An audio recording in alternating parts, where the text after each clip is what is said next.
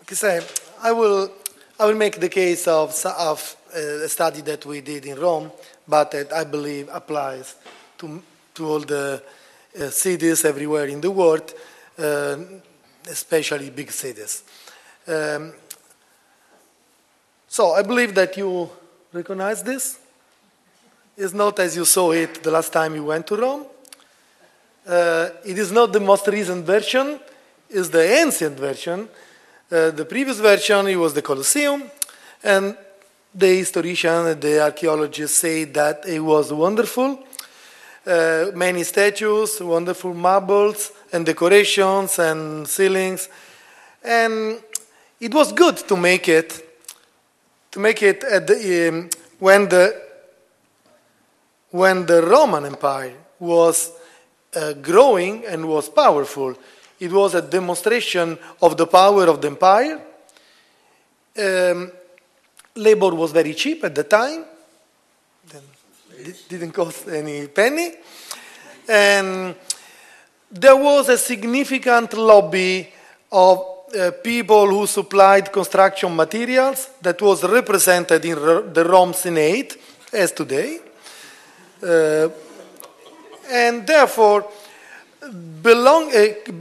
creating this huge sense of belonging was important for the empire to make the empire powerful and make the empire grow even more. Of course, in a time of growth, it was easy to find the resources, the slaves and the materials, to make this and to make all the other magnificent buildings that some of you have seen, the ruins in Rome. Then, nothing lasts forever. And here is what happens. This is the Colosseum now. And all the marvelous marbles have been used to make churches, to make magnificent houses of the rich people in Rome during the Middle Age. Soon after the barbarians came. The barbarians means probably the Austrians, the Germans. You came and forced us to do this. And so finally, during a descent period, during the growth of the Roman Empire, there was a kind of recycling of the materials. Nobody thought to rebuild the Colosseum. There was no air conditioning at the time. It was really not worth doing. It was no longer the symbol of a strong empire. So now the question is, how about our cities? Our cities have a lot of buildings, some magnificent, some less, that were built during growth times. If these buildings are many floors, 20, 30, and are in the periphery, they have no value because they are far from downtown. When they become old, nobody is really interested to restore them. They have no market value, and they fall apart. This is what was my feeling. Even last week in Brazil, I was in Sao Paulo, 20 million people, a lot of old buildings falling apart. The same happens in Rome, the same happens, I don't know Vienna, but believe that also in the periphery of all big European cities. If the building is in downtown, it has a value. It might be valuable because of how it's made. It could be a royal palace. And in this case, everybody will restore it, even if without the king. We had many royal palaces in Rome. We don't have any king more now. Well, we have some, but and so it's becoming a museum. It's becoming some buildings became the parliament, etc. The buildings in downtown that have no value, at least have a value as land. And so some entrepreneur started destroying these buildings and make new ones. A bigger building is more business, more apartments to sell, more stores to sell, and garage, etc., etc. But this can happen only during growth periods. Because in order to make a business of reconstruction and restoration, you need to find somebody who has the money to buy the new apartment that you are building, and also that are many resources, construction materials and labor, no longer cheap, are needed to do this. So this is the problem of growth and descent. So let's see how this applies to Rome. A city's metabolism, like organisms, all villages and cities grow, create products, reproduce themselves, thanks to fluxes of energy, materials, and information. They finally generate pollution, waste, all kind of waste, and the growth is very fast and very likely if resources are abundant. Of course, there is a problem with waste management, and if waste are safely disposed of, the growth can continue, otherwise it's affected and maybe pulled down. Inflows and outflows, as well as a fraction of the inflows that becomes part of the storages of the system, are referred to as metabolism, city metabolism. So this is the basis of the case study that we did in Rome for 40 years of time. The issues at stake are understanding the nature of inputs, renewable, non renewable, how much is available, for how long, because this is important to understand the growth of the city, the nature of the outputs, how they impact the surrounding environment, how are they linked to the surrounding area that must absorb the impacts, the size of the system. Depending on the amount of resources that are available, the system can grow up to a given level and then no more growth because it reached, as all of us know, a climax or anyway a stable situation, a plateau. The real issue is the awareness of this. I don't think that there is awareness in the population of big cities that the city is supported from resources from outside. That's the issue. And probably not even the politicians. And the much bigger issue is, in my opinion, the design, how the system is designed. If it's growth-oriented, business-oriented, maximization-oriented, or how? If it's designed to last longer or designed to last only the time of one generation, etc. So these are the issues we have to deal with. And this is the system of Rome. The inner square is the city with other restaurants, commerce, construction, industrial activities, all the people living there, and local governments, and the tourism sector, and the waste sector, and all of these sectors interact with transportation. And since transportation and waste management are very important, we took some care in understanding the resource basis of these two sectors, and then, of course, the whole resource base is supporting the inner city, which refers to agriculture and natural areas and mines and all the industrial system outside of the surrounding region. So, understanding how I can blow up all of the subsectors and go to the detail. This is what we actually did for all the sub-industries in the city and in the surrounding. Characteristics of city lifestyles, resource determine a city life. Like humans, cities interact each other through trade and tourism, expand, learn from errors, culture, politics, maybe culture and politics, politics not too much in the last times, and become anyway different in structure, organization, and lifestyles. Medieval cities, and even 100 years ago, were very different than modern ones. In the evening, there was no electric lighting in the streets, and everybody stayed at home. Since there was no TV, family gathering as well as reading or going to bed were most likely ways to spend the evening, lighted by candles or fires. And since there were no cars in the streets, children used to play outside, and aged people were sitting on the door of their homes in a kind of collective life outdoor. Yeah, thank you. So, looking at how cities are supported, we went through all the assessment of materials and energy and water and emissions on the local scale and on the larger scale, the cumulative energy use, cumulative material use, etc.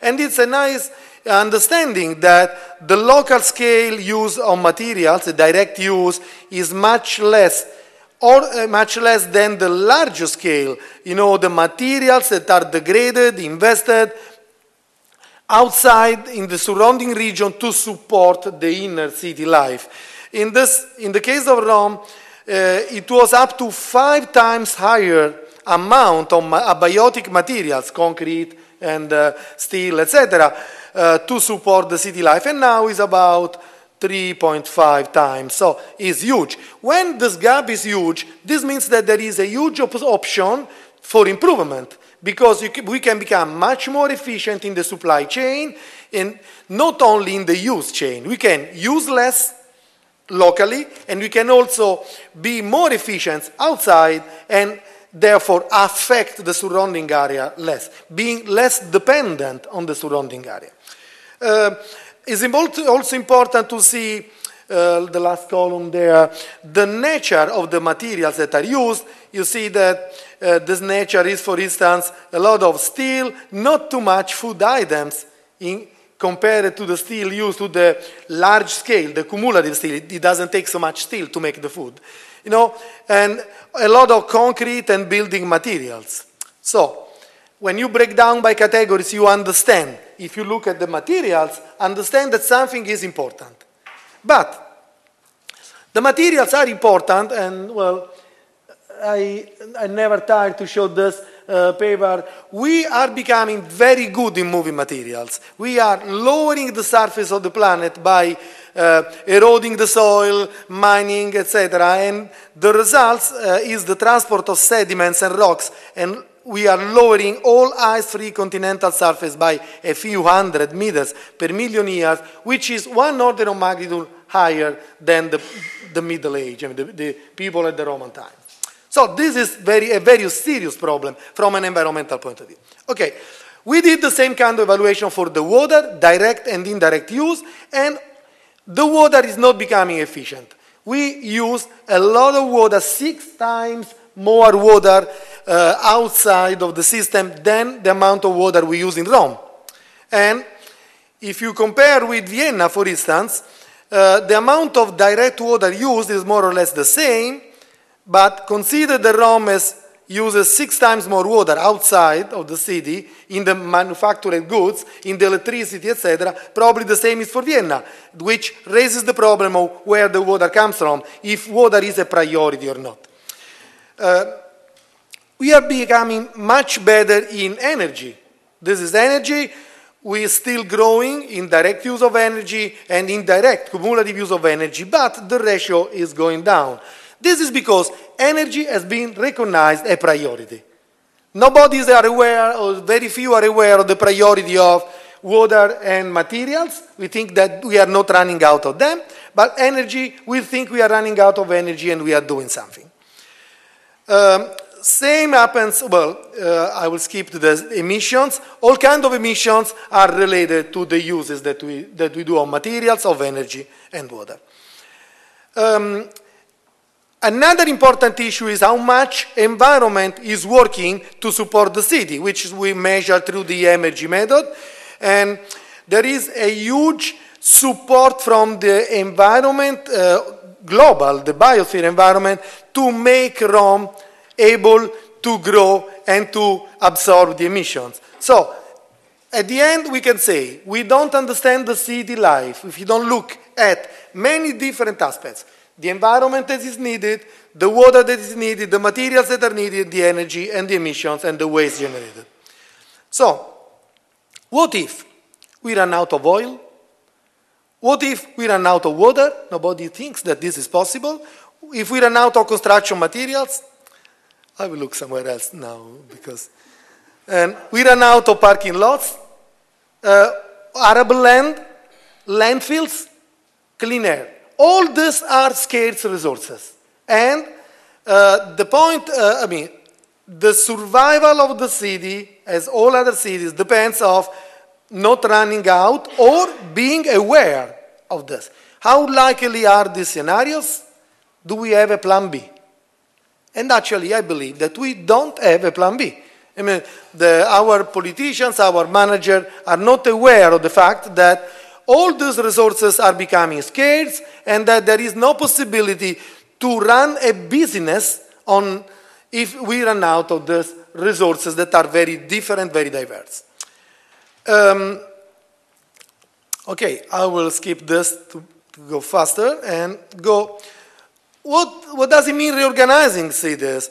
Probably we have to go back to how Rome was previously. If we had to build a belt of small towns around Rome, it would be too expensive.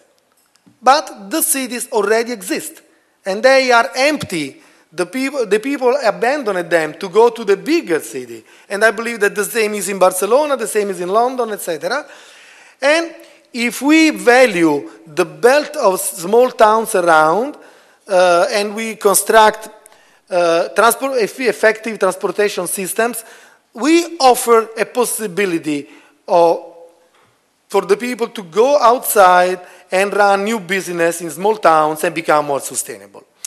So we can expect the centralized cities to have less intense fuel consumption, less transportation, less trip advertising, smaller % of regional population, better cycles of materials between cities and environment, so gaining relation with the surrounding environment once again, and longer rotation of buildings and renewal, more efficient spatial patterns and walking areas. Resilience around Rome. So to come to the questions, what is the evidence of this resilience? Is Rome becoming more resilient? Well, I can say that based on our assessment, people are moving spontaneously to the smaller nearby towns, repopulating them, starting new business, new restaurants, new schools, new small industries, enterprises. They go there for less stressful living and less taxes. Life is less expensive, and in addition to this, there is an increased role of families. This is the biggest sign that we see of Rome going back to a sustainable past. And what are the treats for resiliency? And I believe the biggest threat is lack of planning and promotion. Since the people, the managers, and the politicians are not really aware of the problems we are facing ahead, of the risk of descent very soon, they don't remove the bureaucratic and institutional inertia. So please fill up the 400 forms and we will allow you to move to this new house and give you electricity. And so there are also budget constraints. Starting a new business must be promoted, cannot be too spontaneous, but there is no sign that of this promotion. Business is still linear. So there is no understanding of the need of many small enterprises that are linked to each other. What role do networks play now? Well, we saw in this investigation that we are now repeating in Naples an increasing power of social networks. Associations, NGOs, internet, churches, and the larger spread of information. People seem to be more informed than their politicians, their governors. And this is an important feeling for the future of the city, for the ability of the city to go back to a sustainable future. And I will stop here. The work is still in progress now in another city, in Naples, and we try to spread this because we are deeply convinced that also the business community are concerned of the risk of not being able to run business any longer in a big city. Big cities are becoming consumers only. They do not even generate information and resources because of increasing lack of budget and primary resources. If we become only consumers and not producers, business is lost. And so the last thing that we saw is that the business community are very well involved in starting new activities outside and changing the pattern. Thank you for your attention.